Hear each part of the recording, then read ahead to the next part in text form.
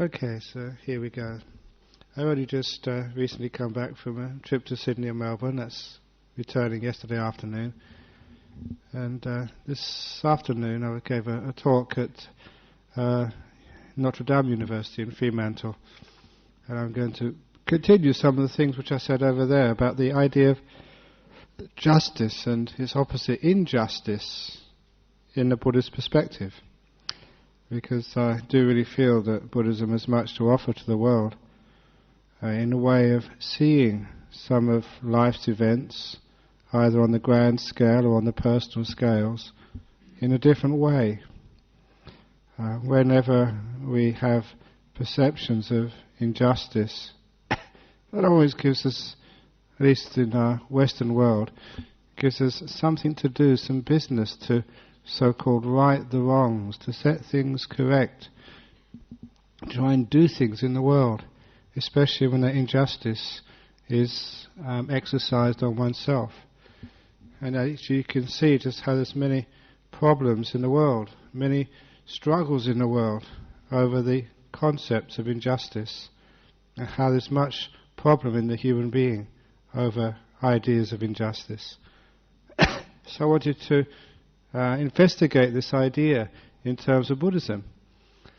And in a very deep state, very deep sense, you can actually say that there is no such thing as injustice in Buddhism, which is a very powerful thing to say.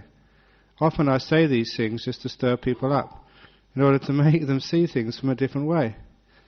We say there's, in a sense, no such thing as injustice, because in Buddhism we have this very powerful, all-pervading law of karma. And the law of karma is basically that we get what we deserve. So the happiness we experience or the unhappiness we experience, there are causes there. It's just in the sense that the laws of the world, the laws of science, the laws of nature are not being corrupted by some body, that it's fair. Sometimes people don't understand that because they need to stretch the way of looking at the world, actually to see another way of understanding just the happiness and suffering, the success and failure, the pain and the pleasures of life. It's always the case that when something goes wrong in our life, we need to have some sense of understanding of why. Why is it that young kids can die of cancer? Why is it that some people are born into poverty? Why is it that all these things happen to me? Whatever it is, we demand answers. And also we demand some sense of fairness in our world. Life has to be fair. But the point is that when we don't know all the rules of the game, when we only have a part of the picture, we don't have the big picture, I think that's where we get misunderstandings. A good story about what we mean by this, about the law of karma, is an old story which came from my experience of teaching meditation in prisons. It's an old story, but it can be repeated because it shows actually what a real understanding of karma is, and how perceptions of injustice can actually be just that, misperceptions. That particular story was when, after teaching for quite a few months in one of the prisons in West Australia, one of the prisoners asked for a personal interview. And during their personal interview, after the main session, he told me that the crime for which he'd been put in jail for, he did not commit. He was innocent. He quickly added that most prisoners would say that anyway, but he respected me. He said that, Ajahn Brahm, I would not lie to you. I did not do that crime. I was innocent. I was falsely accused and falsely convicted. And of course, if that happened to you and somebody told you that they'd been treated just so unfairly, I think you too would think as I was thinking at the time, what can I do to help that guy? Because in a jail you've got very few opportunities to redress wrongs. So I started to think, what have I done? What can I do, What can I do to help the guy? When I was thinking of all the people I could ring up, the campaign which I could mount or whatever, this fella, this old criminal, smiled at me in the most cheeky of smiles, and interrupted my thoughts when he said, "But, Ajahn Brahm, I was innocent for this action, but I've done so many other things which I wasn't caught for. I think this is fair." And it was a very powerful insight into a powerful story which gives us insight into the law of karma and also perception of injustice. Because a perception of injustice is when we think it's unfair, that we've been treated wrongly, that it's not right, it's not just, it's not even. But that's only when we've got a portion of the picture. We haven't got the full picture of what's really happened.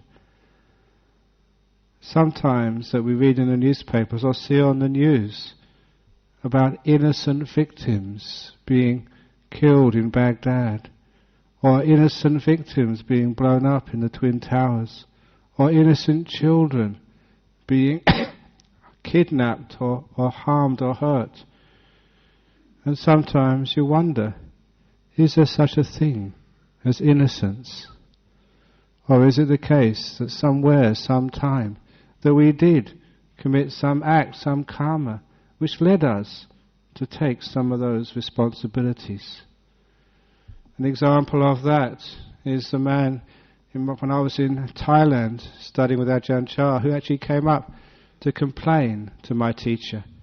He was complaining because he'd been drafted into the Thai army, and while he was on some sort of patrol on the borders there was a skirmish, and he'd been shot and wounded. He came to complain about his bad luck for having to take a bullet in the arm. And all Ajahn Chah would say is, "What do you expect? That's what happens when you join an army. You're liable to get shot at." And that makes a lot of sense, doesn't it? If you join an army, the chances are that someone's going to shoot you from time to time. Now that's understandable, but the next person who came to see Ajahn Chah was a wife complaining about her husband. And Ajahn Chah continued on the same way, so what do you expect when you get married? That's what husbands are like. It's the same when you have children. Sometimes you complain, "Oh, my child is giving me so much problems." What do you expect? That's part of the course. When you have a child, when you have a husband, when you have a wife. It's part of the course when you get sick. Or, that's when you have a body, you're going to get sick. So is it unfair, unjust, that you get sickness? Was that case of, I think it was a 95-year-old lady, never been sick in her life, went to a hospital and was diagnosed with cancer. And when she came out, her comment was, "Why me?" Now it's incredible, isn't it, that we think like this. When we look at the big picture, it's always, why not? What do you expect? This is what happens when you have a body. You're going to get sick. When you get married, you have sometimes problems. When you have children, it's par for the course. So is it unfair? Or is it not unfair? In a small picture, we think it is unfair.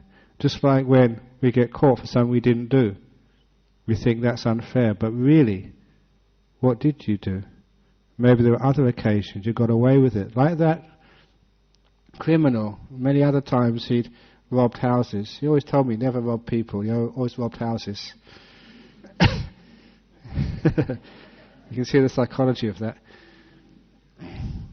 But sometimes he got away with it, and this time somebody else had robbed the house and found the stuff in his place, and so he got put in jail for it. So you can see what's happening here. Sometimes when we don't get caught, we never say that's unfair. But when we do something or when we get caught for something we haven't done, we think that's really unfair and that's unjust. So this is actually where we have to see a bigger picture. And that bigger picture is provided by the Buddhist idea of karma and rebirth. When you only look at one part of the jigsaw puzzle, it never really makes sense. That one part of the jigsaw puzzle, just this life. It does not make sense in just this life why some people have a good time and other people don't. Why some people are rich and other people are poor. Why some people get cancer or MS or some of these terrible diseases. Sometimes good people. and why some sort of crooks and villains, selfish people, they seem to be healthy. Why? If you look at the big picture, then one can start to see the workings of the law of karma. But to understand the workings of the law of karma, one has to go deep into the whole process of karma. You see, in this life, I think all religions realize there's the consequences of actions. Whether it's a Christian or a Muslim or Hindu or Buddhist, we see that we have to have some consequence of our actions in an afterlife. That it's fair in Christianity or in Buddhism that someone who has been a good boy and a good girl, hasn't been too naughty, will actually get some happiness after death. We all expect that, and even atheists, they always say at a funeral services, "Oh, I'm sure he's gone off to be with Auntie Joan and hope he's happy ever after." We all have the idea that goodness has to have some sort of reward. We have the idea that goodness has to have a consequence. Isn't it only fair to understand that selfishness or hurting others also must have some sort of consequence? And it's a consequence of our actions and our deeds, which is what the law of karma is all about. And how it works? It works on this thing we call the stream of consciousness, the mind. When I'm talking about the stream of consciousness, or the mind, I made that mistake again, calling it the scream of consciousness, because sometimes it is screaming inside there, thinking too much, worrying too much, being anxious, being afraid. But what I really meant was the stream of consciousness. That stream of consciousness, that flow of sensory experience, which you can perceive has been going on all day.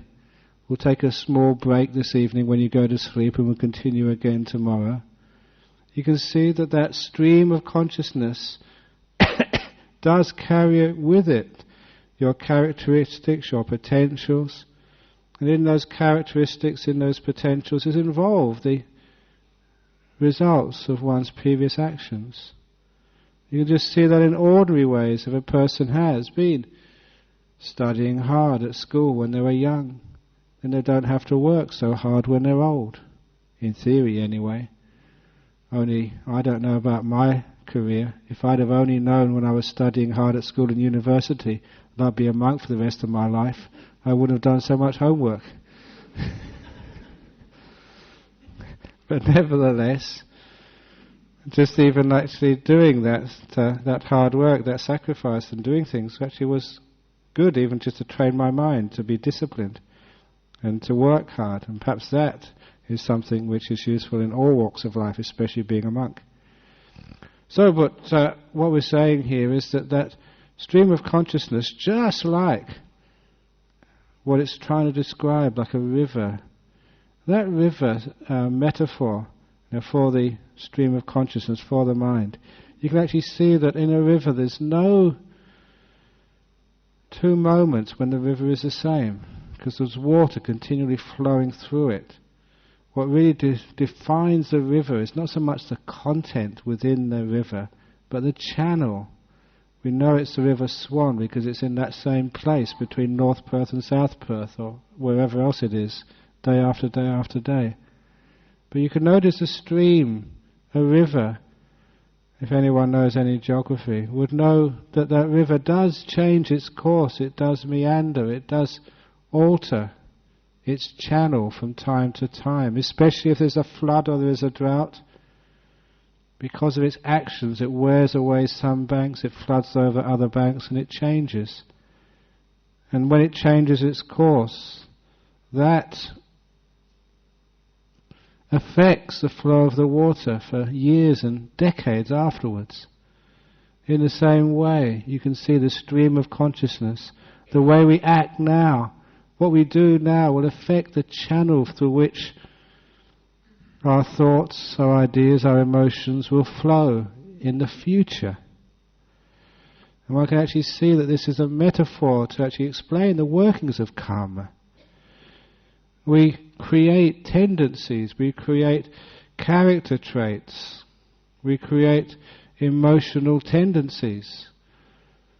And those emotional tendencies which we create will give us happiness for a long time or create suffering for a long time.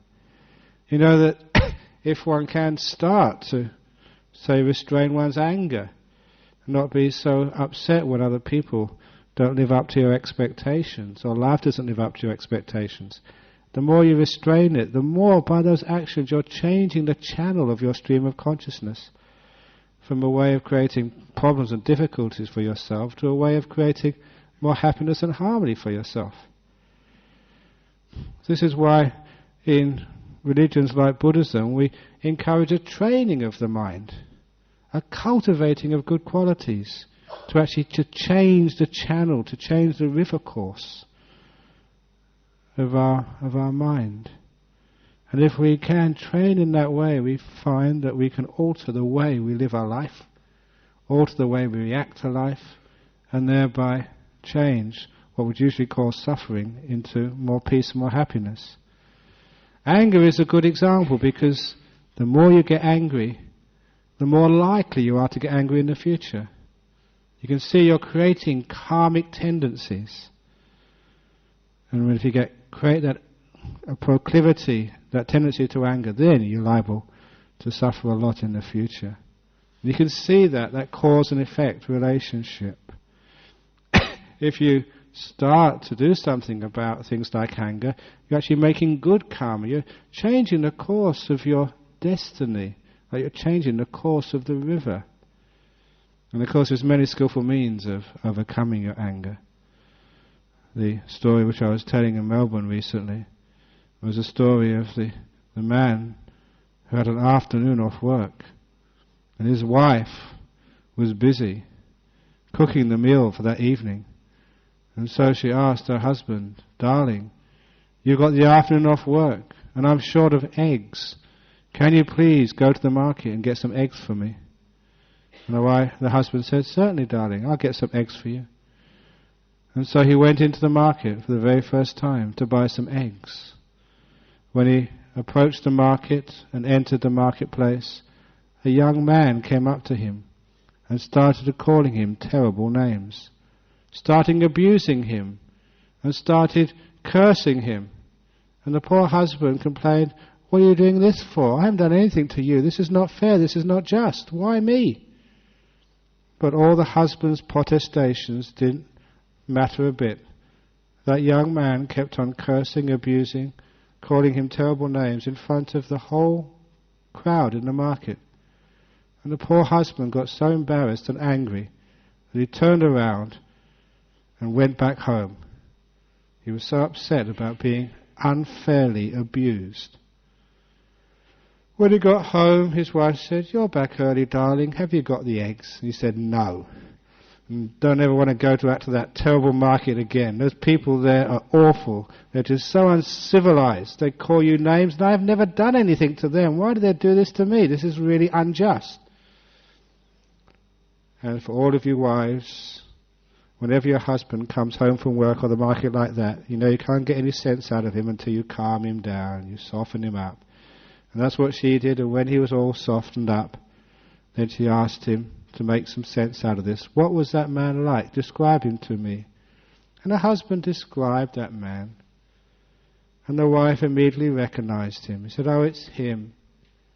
You know that he does that to everybody. He curses and gets angry at me and everybody else. Because when he was young, he fell and hit his head and became crazy. The poor young man was never able to finish school or get a proper job or get married. He's out of his mind, he's crazy, and just hangs around the market all day and curses and abuses everyone. Don't worry about it. It's not your fault. The guy's crazy." When the husband realized it wasn't because the husband had done anything, it was just because the guy was crazy, all his anger and upset disappeared.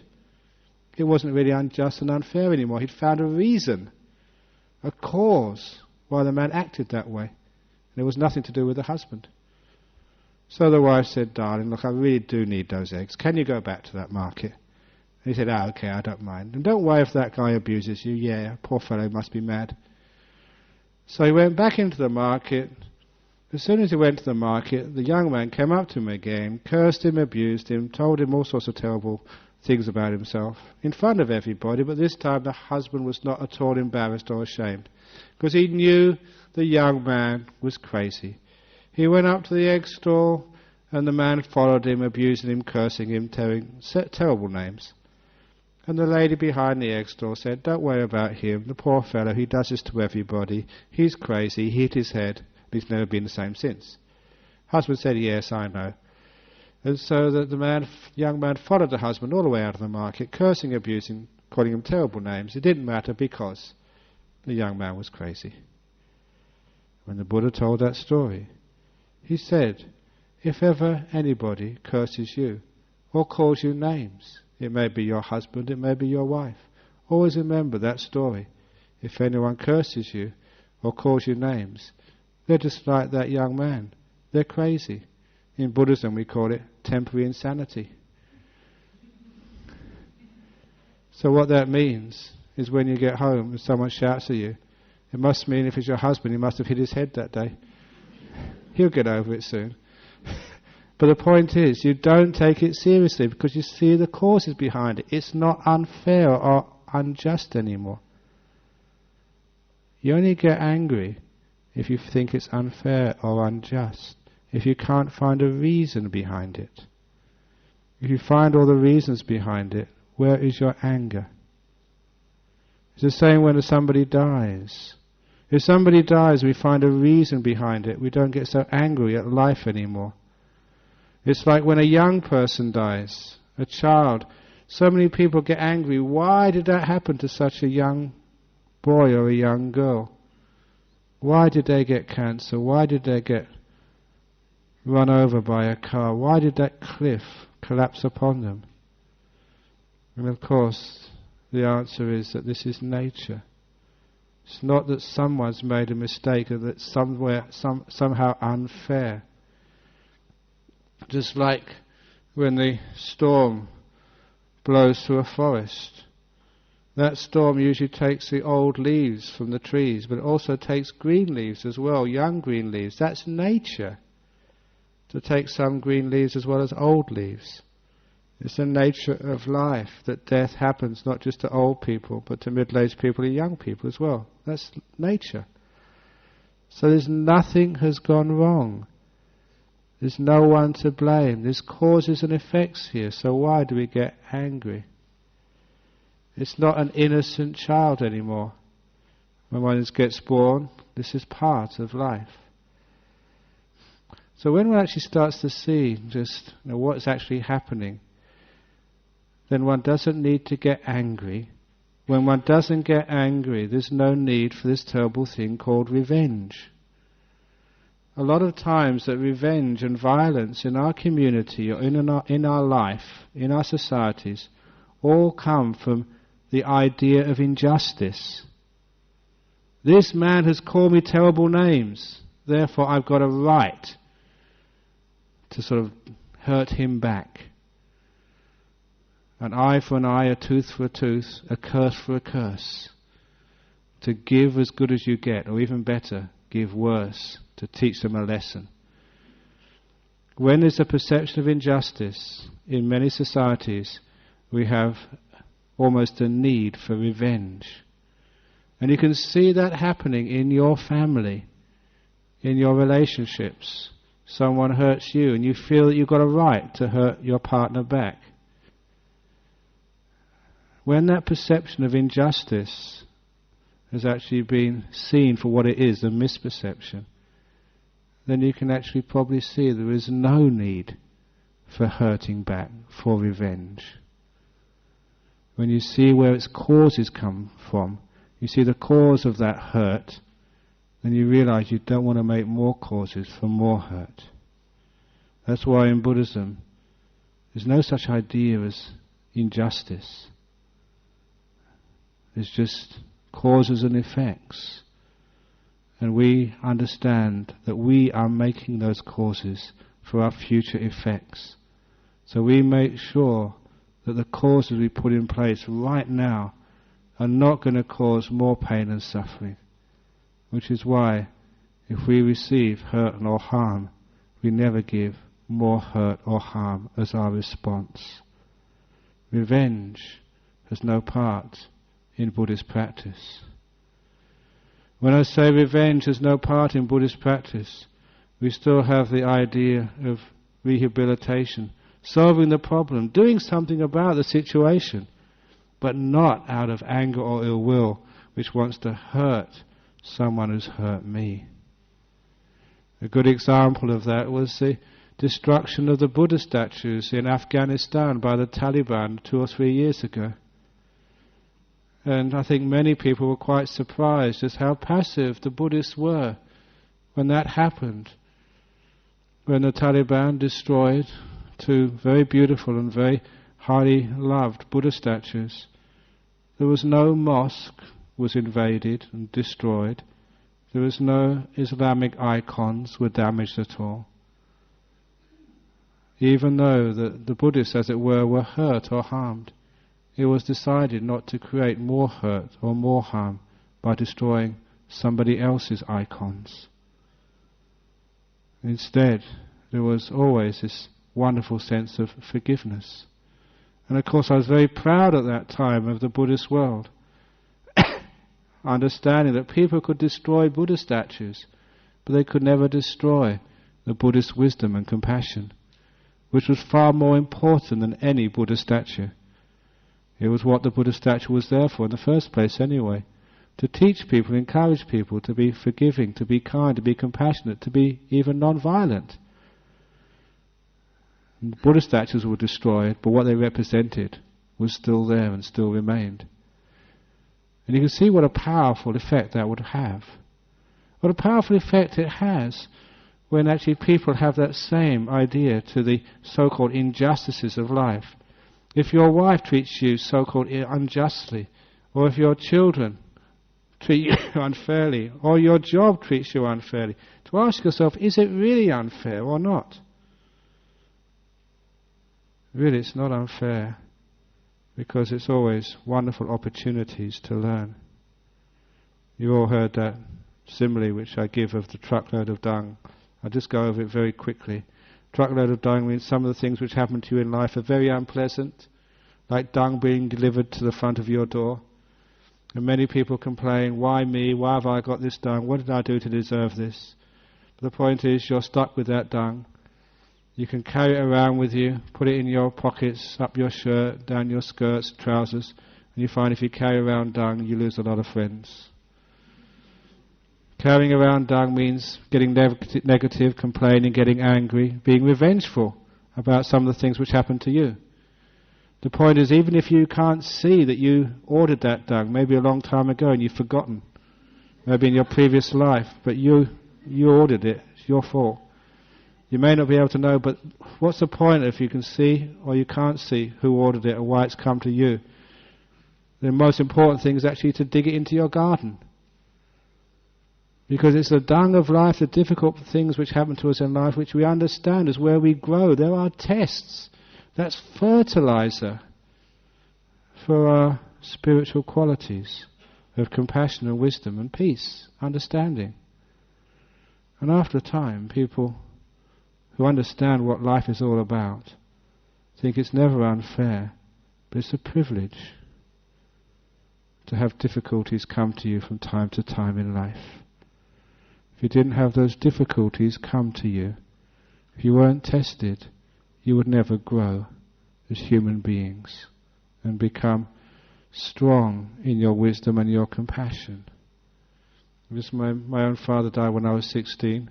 My mother was stuck with 2 young teenagers with a very low income. It was a tragedy for her at first, but I still maintain to this day that that was the best thing which ever happened to my mother. She was always just an appendage of my father, never really an individual in her own right, always subservient to my father, because my father had a very strong personality. She had a much more meek and mild personality. But after my father died, she grew spiritually, amazingly so. And I could see that her independence, her own spirituality, grew because she made use of the dung of losing her husband after only, 20 years of marriage. And seeing that, there's many other examples of how what we think are injustices are really opportunities for us. So often people have told me when I go to cancer support associations, it's amazing how many times people have said the cancer they have was the best thing which ever happened to them. It really starts to make us wonder what is just and what is unjust, this idea of what's fair and unfair. Sometimes we can challenge all of those ideas. When we think it's unjust, we complain. We want to remedy, we want to blame somebody, and that's called revenge. When we understand that this is just part of life, we can actually have a different attitude. We can start to do something about it. One of the great proverbs in Buddhism is rather light a candle than complain about darkness. Too often we complain instead of actually doing something about it. And doing something about it is not hurting somebody else, but actually making use of the karma we've got to deal with. After a while, there seems to be hardly any idea of like revenge or hurting. But when there is a so-called injustice or something goes wrong, the idea is actually to make use of this, grow from this, to make sure there's no more harm or hurt in the future. So the Buddha's response to perceptions of injustice, to hurt or harm in the world, is to learn from this, to grow from this, to try and make sure that harm and hurt doesn't occur too much in the future. And we don't stop hurt or harm by making more hurt or harm. You don't stop a war by killing the people who've killed your son. You don't end violence by shooting up terrorists. You just make more reasons for terrorists in the future. I think most people can see what happens when you create the justification for people to actually to take their revenge on you. Sometimes you think, am I innocent? Were the people in the Twin Towers totally innocent? Or did they have some sort of contribution to make to their demise? We always say innocent, innocent, innocent. But were we innocent? Are you innocent? Sometimes we always think it's somebody else's fault. What have we done to help others? Have we done enough? Are we really innocent? It's very easy to say we're innocent. When we see the big law of karma and our contribution, to see that, we elect our leaders. We sort of, sometimes because of our actions or sometimes inactions, we contribute to our society. We make our world.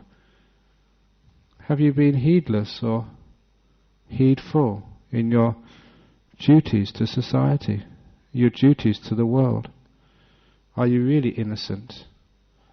So when we actually see this, instead of actually just always saying it's somebody else's fault, let's blame them, we have this other idea of seeing the faults, taking responsibilities and doing something about it. That doing something about it when there's perceptions of injustice is making sure that the hurt and harm don't come back again. That's why that instead of talking about what's just and what's unjust, I always prefer just the terms like hurt or harm in the world.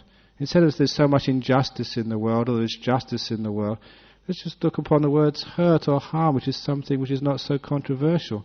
There is hurt or harm, there is pain in the world, there's suffering in the world. Find out where its causes are, and it's to maybe suppress or end those causes for more suffering in the world. You can see where some of those causes are. This is the lack of forgiveness, the lack of understanding, the lack of compassion. If we have those beautiful causes of compassion, understanding, wisdom, harmony, forgiveness, are those conducive of more harm, or are they conducive of more peace in the world? So when somebody hurts us, Our reaction, does that contribute to peace, or does that contribute to more problems in the world? This is actually how we should think and we should see things. And that way that we can become somebody who does create less of problems in the world rather than being part of the problem. As we look upon this with the way the world works, with the way that we react to other people, we also see what happens to ourselves. And somebody asked me, and it was quite part of this whole idea of justice and injustice. Do Buddhists feel guilt? The whole idea of guilt is tied up with justice and injustice. But this on a personal level. When we've hurt ourselves, when we've done something wrong which has created harm for ourselves and harm for others, what is most people's response is to feel guilty. And what is guilt but just wanting to hurt yourself even more? Guilt is a form of revenge. Only it's revenge not on somebody else but on yourself. I've made a mistake, therefore I'm going to take it out on me. If you feel guilty about something, as I've said before, in a court of law, as soon as the judge says guilty, the next thing which the judge does is pronounce sentence, punishment. And that punishment is to take away your happiness, to deprive you, to punish. And this is actually what we mean by guilt in our psychology. If you feel guilty about something, then you deprive yourself of happiness. You punish yourself if you don't punish others, if you don't seek for punishment from others. So when we understand this aspect of revenge, the revenge towards ourselves, self-hurt, we can understand that one of the reasons why there are suicides in this world, why there's a lack of self-esteem, why there is this terrible guilt complexes inside human beings. Because we've been taught that when we've done something unfair, we made a mistake, that we need to react with hurting, in this case ourselves. So when we see that this is not just injustice, it's not you've done something wrong, you're still learning. You're a human being who makes mistakes, acknowledge them, forgive them and learn from them, instead of wanting to punish yourself. And this is not just the revenge anymore, not revenge to yourself. It's not harming or hurting, but seeing what the problem is and solving it in a calm and peaceful way. And if one can do this, then one can actually see just why those perceptions of injustice which creates war in the world, war in the family, and war inside of yourself are not really the right way we should be going. But real justice is to know that each of these experiences, one deserves these things. It's part of cause and effect. It's not that somebody is mean and been unjust to you. This is part of life. Now accept it, learn from it, and grow from it. Become a better person as a result, and create a better family as a result. Create a better world as a result. And then we understand what karma is all about. Our happiness or our unhappiness is in our power. It's not somebody else's job. We don't blame other people. You should never allow anybody else to control your happiness. Too often our happiness is given up to the power of other people. We allow other people to make us unhappy. We allow the world to make us unhappy. We allow our family to make ourselves unhappy. We allow our deeds sometimes to make us unhappy. We should take more control in a more positive and wise way. When we say there's this no revenge, it should never be looked upon as being just absolutely passive, because this is not what I've been saying here. What we're saying here is having a positive forgiveness, a positive acceptance. So we accept the past and we make use of it. We do something with it. We dig it in. If we've done some really wonderful things, then we celebrate those as well. Celebrate the good, dig in the dung of the bad. And that way that we're making use of this thing which we call life. So that way, whenever we face sort of a situation where we think this is unfair, this is unjust, perhaps that is almost justifying a punishment, justifying revenge, and we find really it just does not help at all. I gave examples this afternoon of even on a national level of citing what happened in Cambodia with the many years of the Khmer Rouge, the genocide which happened in that country, the killing, the maiming, the murdering, the torturing which went on for so many years. The response of many of the Cambodian population to that genocide, to that pain, was forgiveness, letting go, understanding that trying to dwell on that past, trying to get revenge for what most people would say is an injustice, would not be conducive to progress, to prosperity, to getting on with their lives in the future. Many of the Cambodians who survived that would just like to learn from that past and just to go on and not linger with wanting to have trials and prosecutions of the so-called war crimes committed by the Khmer Rouge at that time. And many of the Cambodians did suffer greatly. One of the Cambodian men in England who supports a monastery, it's a woman, her husband just took a mango from a tree without permission, and one of the Khmer Rouge just took out his gun and shot him in the head in front of her, without any trial, what we would call terribly unjust. Well, what would you do in such a situation? If you got angry and upset, would that really help at all? Would that bring that husband back? Would that help you? Would that actually help matters in the future? Very often people who have seen such a tragedy usually want to get their own back and go and kill the person who killed my husband. And then the person you kill, their brothers and their sisters, they want to kill you back. You see how tit for tat, revenge, does not help create peace or any solution to violence in the world. Instead of that, we can have some positive forgiveness, find out what the cause of the violence is and do something about it.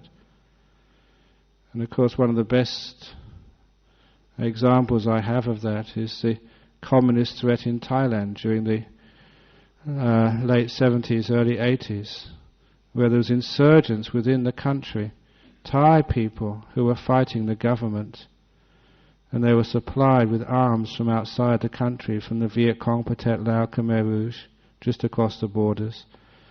And they had lots of support from the local poor Thai villages. But the Thai government at that time did not go in with gunships trying to kill and destroy the communist insurgents. They had a strategy of non-violence, a strategy of forgiveness and amnesty, and a strategy of trying to find out what they were fighting for. What was the gripe? What was the problem?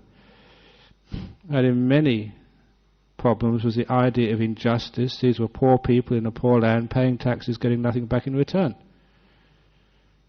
So the government did something about it. They did put in irrigation systems, dams, roads, electricity, schools, clinics, and even the poor villages. And you can see what happens when the problem becomes solved.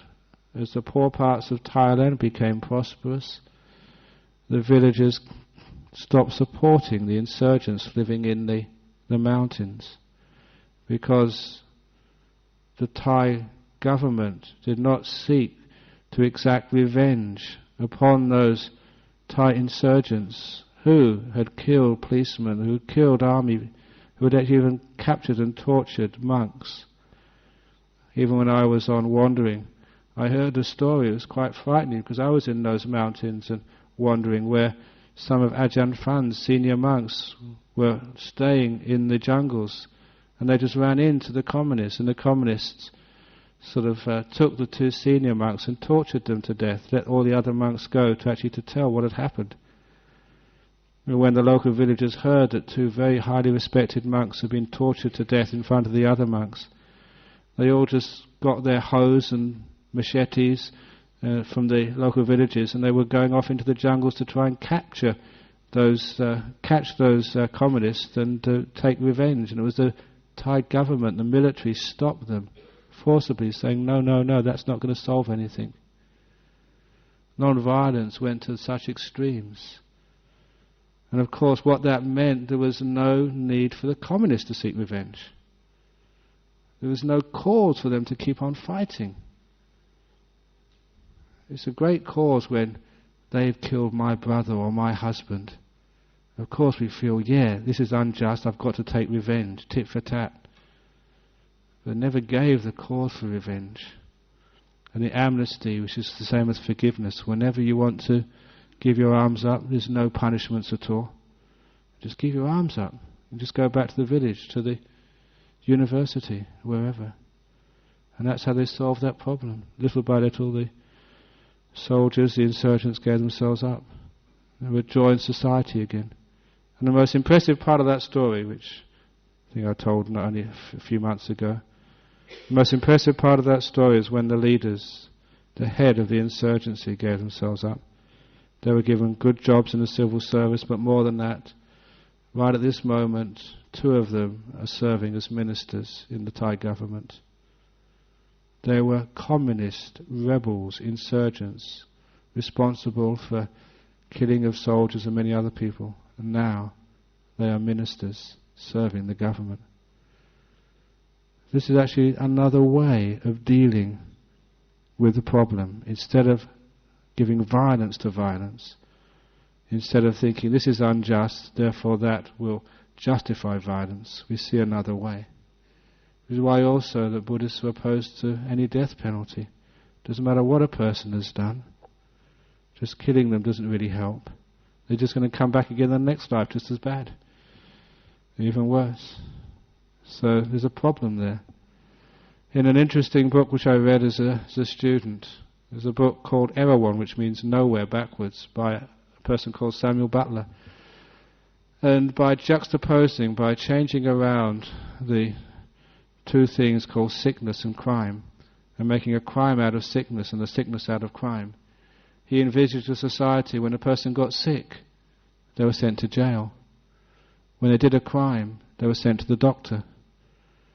There's a lot of sense to be made in that, because in one of the scenes there was a poor man who had a cold, and he was in front of the judge, and the judge was summing up before handing out the sentence, saying, "Sir, this is not the first time you've appeared before me with a cold. You're a repeat offender. And I've told you the last time you should take better care of your health, eat better food, and you've just been heedless. It's your fault. Isn't it sometimes your fault if you get a cold? And aren't you a danger to society, spreading all those germs and bugs around? Shouldn't you be put away for the safety of others?" So he sentenced him to about 3 years in jail for being a repeat offender, catching colds. Now you can see this, there is, in one sense, there's some justification behind that, isn't it? Because aren't you responsible for your health? Isn't it heedlessness makes you ill? Isn't it because you've been eating junk food, not exercising, working too hard, that you catch these colds and you spread those germs, you're a danger to others? And when a person embezzles some money from the company, they'll just send to a doctor to explain to them, to give them some nice medicine, some herbs, so they didn't actually embezzle the next time. And try to explain to them just the results of this. And you shouldn't do this anymore. Give them some strategies, some medicines or some practices, so they wouldn't embezzle the next time. Crime was looked upon as being a sickness, which could be cured through some sort of therapy. And it's interesting, because of that juxtaposition, you started to see that why is it that we treat crime in one way and sickness in another way? I don't say that, and he wasn't saying that you should actually send sick people to jail, but should we send criminals to jail for punishment? Or should we send them for therapy? to hospitals. However those hospitals are constructed, wouldn't that be a much better metaphor? At the moment we want to punish, we want revenge. Someone has robbed me. They've entered my house and stolen my goods. And because of our conditioning, we think the right thing to do is to get our own back, and they've hurt me, therefore I am justified hurting them back. In Buddhism we say no. There's no justification for hurting another person back, because it's not conducive to any long-lasting beneficial solution to anybody. There has to be forgiveness and then dealing with the problem. Not just passively allowing it to happen, but not fighting back with anger, with ill will, with violence. So this is actually just how Buddhists look at justice and injustice, and its corollary, just the revenge and the violence of our world, trying to get our own back, giving hurt for hurt, giving harm for harm, and seeing the result of that both in our world, in our family, in our relationships, and also inside of ourselves. The Buddha said, hurt, harm never ceases with more hurt or harm. It only ceases with that forgiveness, with that love. And so Buddhists have always been non-violent, have always never sort of really bought into this idea of justice and injustice, or even evil. There is no such thing as evil in Buddhism.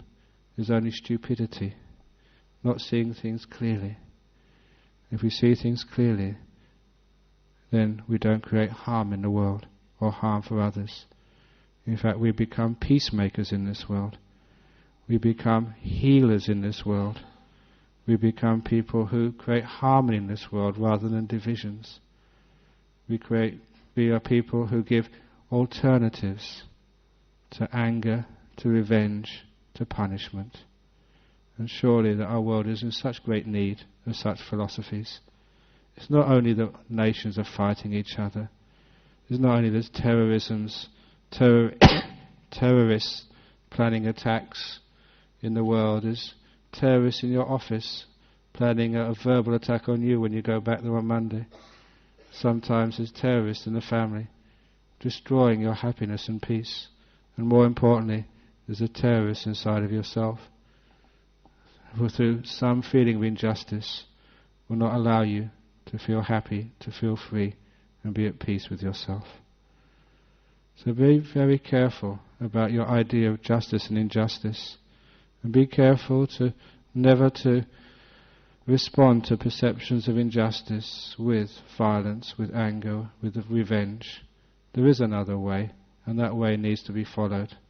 Otherwise there's no hope for our community, for our world, or for you. So that's a talk this evening on justice and injustice. Any comments on that? Any comments on the talk on justice and injustice? Even though I know it was very hot in here this evening, but you deserved it. Somewhere along the line, it was fair. What? You go on. Yeah, go on.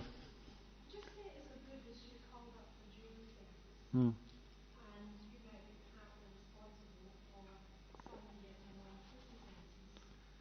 Yeah. Yeah.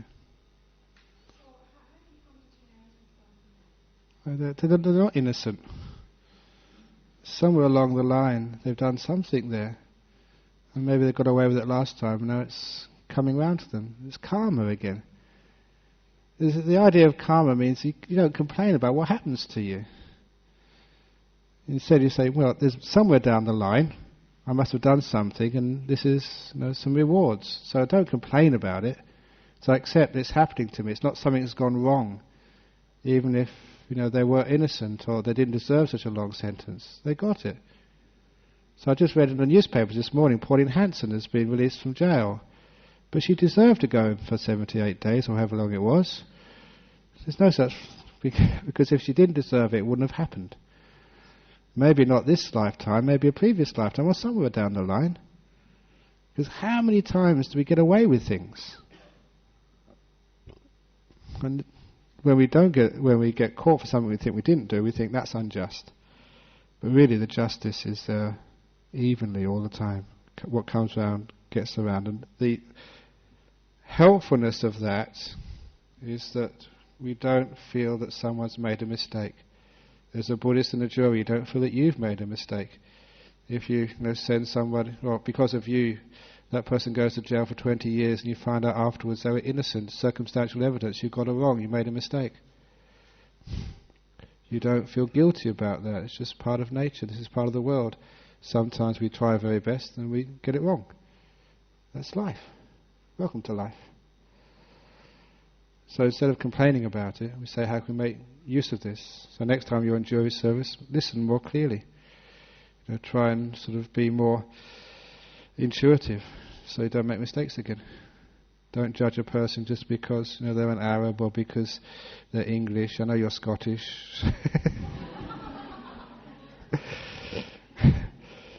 Yeah, sorry, you're not Scottish, you're a Scot. So when we don't judge people like that, we can actually become better people. We learn from our mistakes instead of trying to get angry and creating problems from our mistakes. Yeah, go on. Okay, that's a good question. Anger and violence against potential harm. If it's coming from sort of compassion, in other words, the best for everybody, and it's not coming from revenge, fine, that's a good strategy. If I saw somebody who was just about to get run over by a car, I'd try and push them out of the way to protect them. That's violence.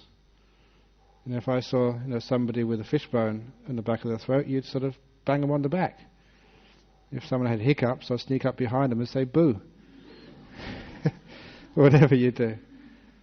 But it's not done to harm them or to hurt them. It's done out of compassion. Just like if you were a dentist, you'd sort of take someone's tooth out, you'd hurt them, create a lot of problems for them, but that's not because you hate them. It's not you're trying to hurt them.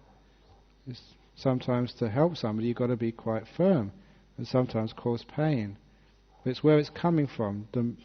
The motive, the intention is not to harm or to hurt. We often say, why do we put people in jail? A lot of people want people to go to jail because they want revenge. They want to hurt people. They don't want it there to make the people a person or to protect society from such people. If it really is, say there's like a sex offender who's unlikely to be able to control themselves, and of course you do need society. So it's the right thing, compassionate for them, compassionate for others, actually to isolate them from society in some way, but not out of desire to hurt them or to give them more harm. So it's where it's coming from is the point here. Does that make sense? Yeah. It's amazing just how, because of our conditioning, that someone hurts us, and we've been taught, conditioned to hurt them back. And so Buddhism is giving another different paradigm, and we feel justified. If someone bombs Australia, we feel justified in actually killing them back. It doesn't help. It just justifies more violence. Any other question? Yeah, go on. Done.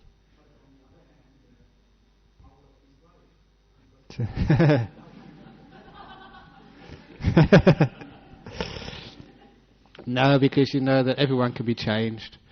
You're asking that if it's a very good question. I like these curly ones.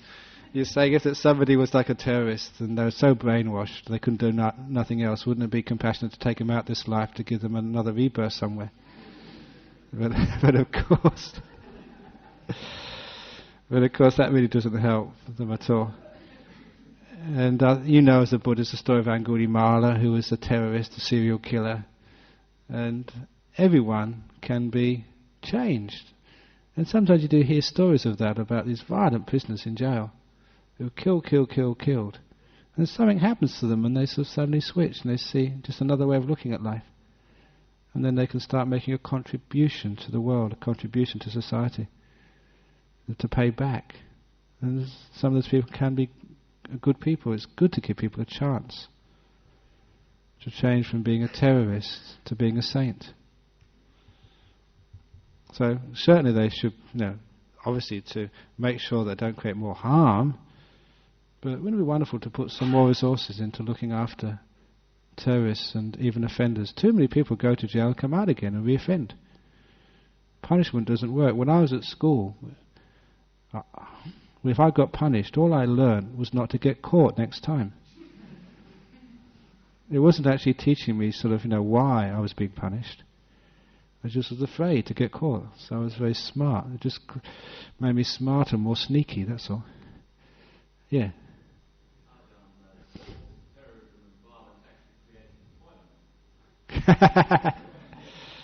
All this terrorism and violence creates employment.